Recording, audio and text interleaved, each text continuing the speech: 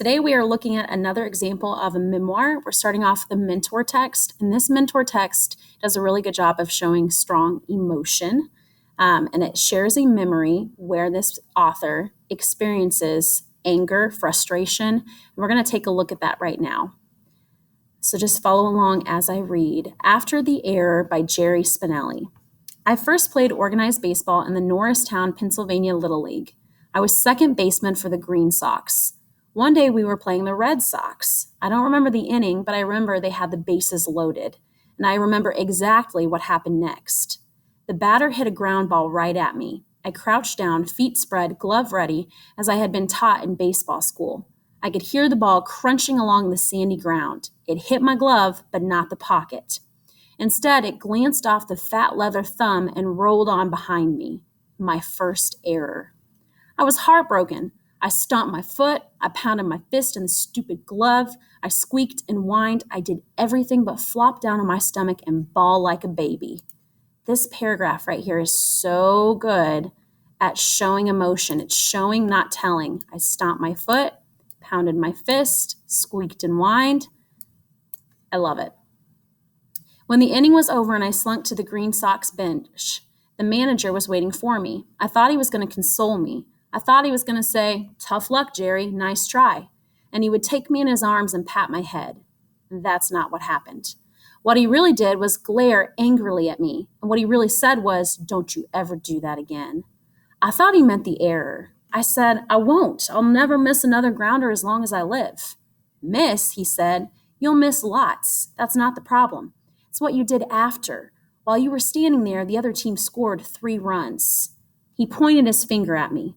"Next time you miss the ball, you turn around, you chase down the ball, and when you get it, you do something good with it. You don't just stand there feeling sorry for yourself. Understand?"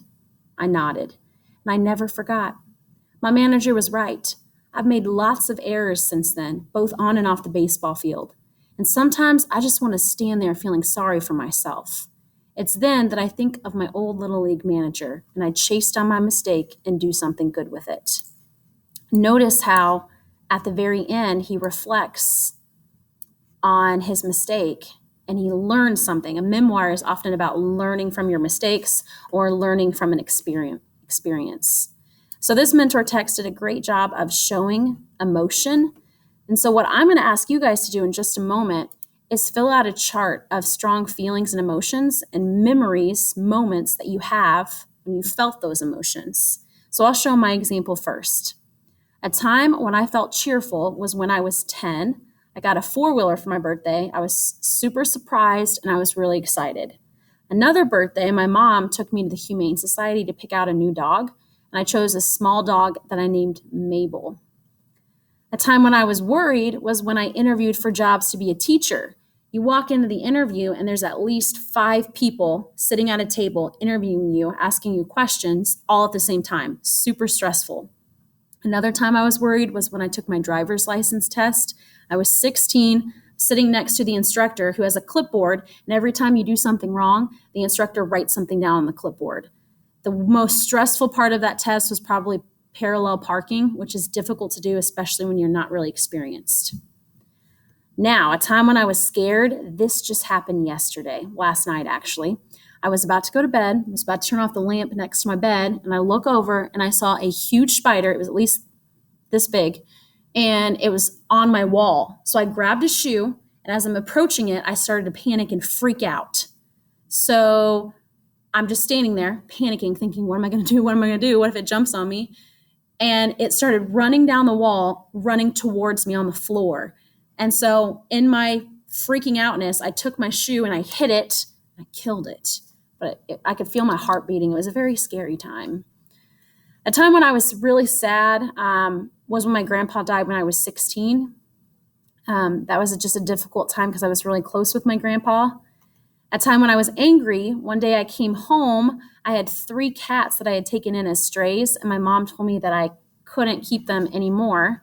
And so I came home one day thinking they would still be there. I come on the porch and they weren't there to greet me. So I was wondering what was happening. My mom finally told me that she had taken them to the Humane Society, and I was super angry with her.